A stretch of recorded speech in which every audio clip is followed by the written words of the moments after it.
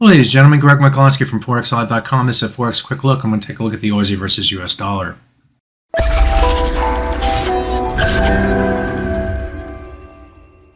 To start off, let's focus on the daily chart. And if we take a look at the daily chart, there are two levels of importance that have been in play over the last few days.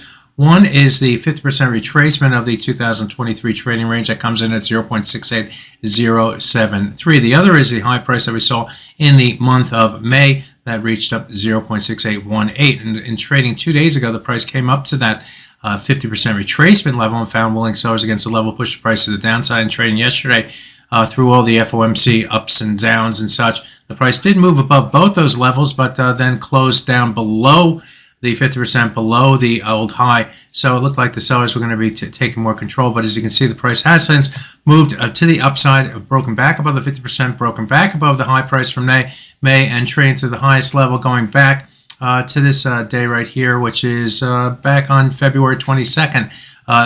So the buyers are taking more control, getting above the 50%, getting above the May high, trading to the highest level since February.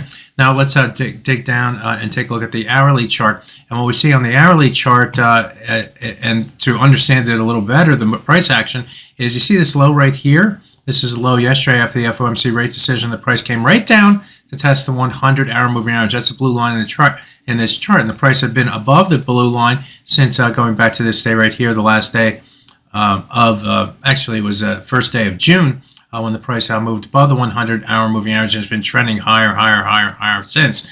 We can put a channel trend line in here, and the price did break below the bottom of that channel trend line, but did hold the 100-hour moving average. Note here how the price held the channel trend line on this dip right here before moving to the upside and trading here today. Now here's the 0.6807 level. That was the 50% retracement level, and as you can see, 2 days ago the price came right up to that level and found sellers against that.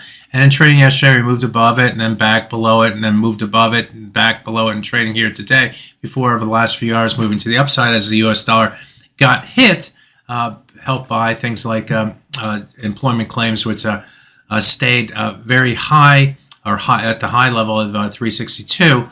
We also had other data come out, which was a bit mixed, but some weak, some not so weak. So we're seeing the dollar move to the downside. U.S. yields are lower as well.